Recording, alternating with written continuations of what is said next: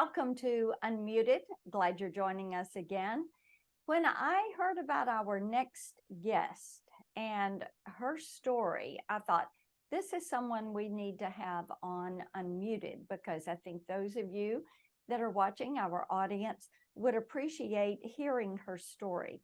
Now, she is a former San Bernardino Sheriff's deputy and a survivor of a brutal attack. Meagan McCarthy, welcome to Unmuted, and tell our viewers a little bit about this despicable criminal and what he did to you.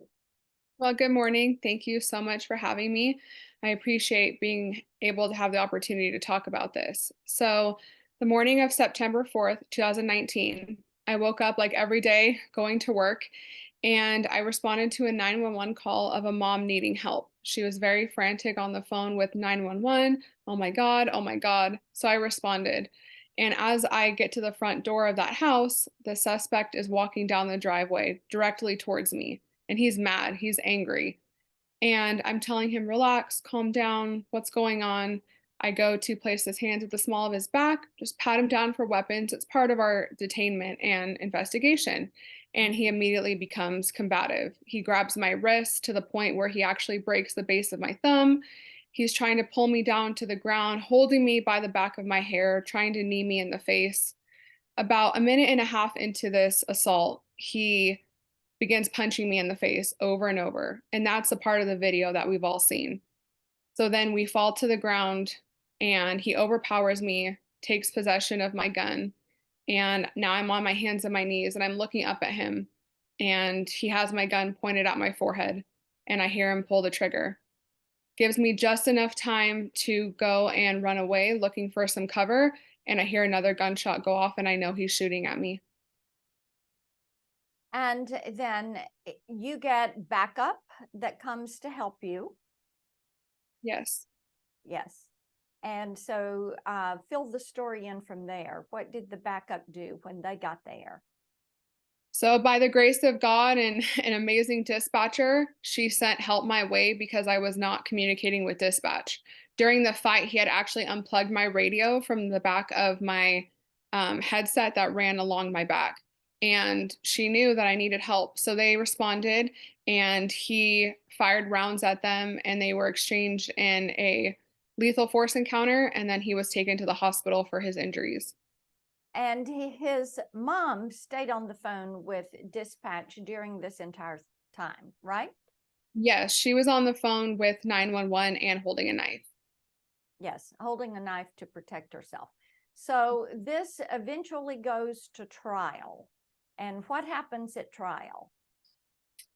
Well, I had been preparing the last 3 years and 8 months to get myself in a position where I could finally say my truth and get my justice and closure to move on. And quite the opposite happened. Trial was the most traumatic thing that I've ever been through, including the shooting.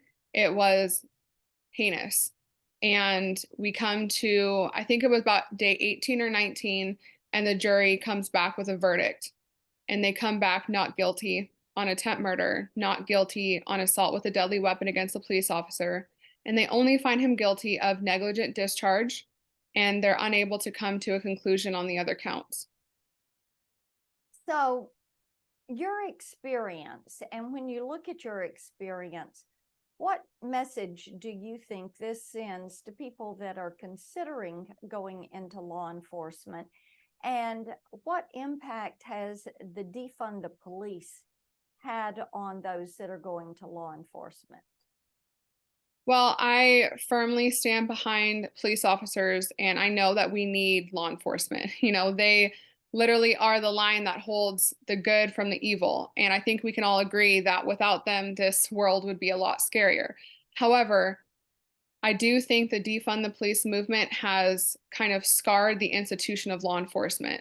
Instead of just looking at law enforcement as these are people trying to help and do their job, we have allowed emotional bias and our feelings to enter in, including in a court of law. So now these jurors are looking at cops as an institution of bad instead of this was a situation where a suspect tried to kill a cop, in my instance.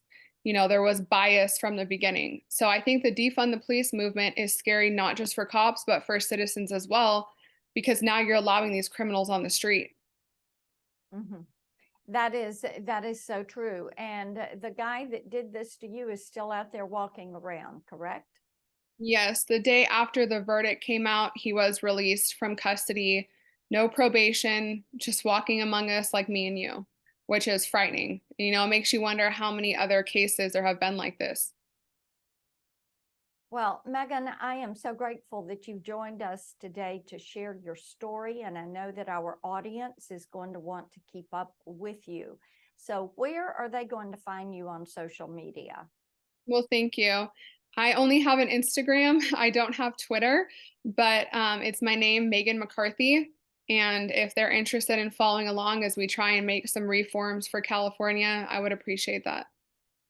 Well, we appreciate hearing your story, and I am so grateful that you would take the time to share that story with our audience. I'm Marsha Blackburn. You will find me on social media at Marsha Blackburn. And thank you to everyone for joining us today for another Unmuted. Thank you.